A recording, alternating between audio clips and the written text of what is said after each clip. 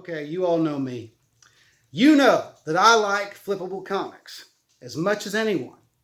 I like finding dollar comics in dollar boxes that I turn around and flip for 20, 50, 80, even $100 a pop. It's happened a few times. And that's fun. That's it's like playing a game. It's almost like gambling without the risk, okay? But here's the thing. I was reminded recently that the really important part of collecting comic books is finding something that's special to you. Not because it's worth money, but because it plucks a particular string in your collector's heart. And that's what I found here just a few days ago at a local flea market. It might be one of those books you find. It might be a book that nobody knows about. Obviously, somebody knows about it, but it's very obscure. Not very many people know about it. It might be independent, it might be mainstream, but it's something perhaps you didn't even know about. That was the case here. And when I bought this comic called Quest for Dreams Lost, #1. Quest for Dreams Lost was published in 1987 in association with Literacy Volunteers of Chicago. And all characters, story, and artwork were the property of the creators and used here with permission. And so you've got, what's really cool about this from the mainstream vantage point is that it has a very early, again, 1987, has a very early Teenage Mutant Ninja Turtles story by Eastman and Laird. Okay? And that's cool. That's great. Whenever I found it, I thumbed through it. I didn't look at eBay to see what it was going for. I didn't look to see if it was listed on a Key Comics app or anything like that. I did that when I brought it home, okay? But I knew I wanted it when I got it. And here's why. It has within it the work of an artist that I thought his professional work started in the early 90s for DC with a limited series called El Diablo. And then with another limited series about the Justice Society of America. And then this artist went on to great fan acclaim, and I think critical acclaim, when he became the primary artist on the Batman Adventures comic book series. And I'm talking about Mike Parobeck. I've done a video on him. Check out my video on my channel about comic artist Mike Parobeck.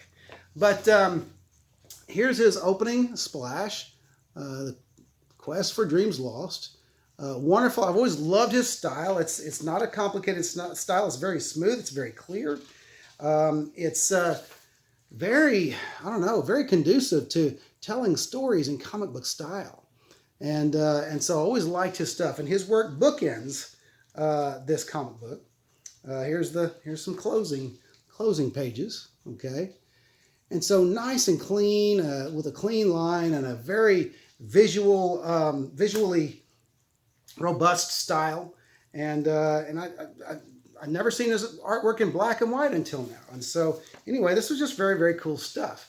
Again, I was just excited to find it.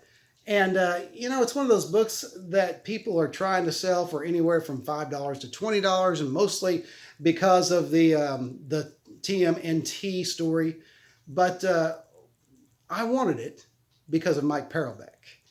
Because it was work of his that I had never seen before, never heard of before, and as far as I knew, was before the time that he actually broke into comics. So, this is just a video to talk about, remember why you do what you do with this hobby.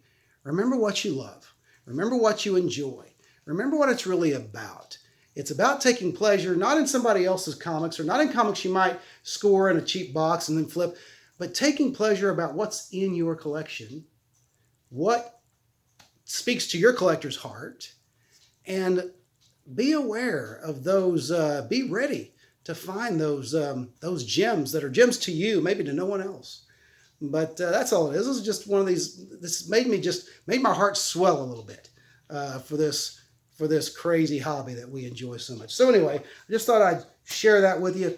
Don't forget what it's all about. It's about enjoying the medium of comic books, enjoying the art form, and you'll find your flippables. Those of us who go through the dollar boxes, we have our turns. We have our share of finding the flippables, and finding the ones that are worth something.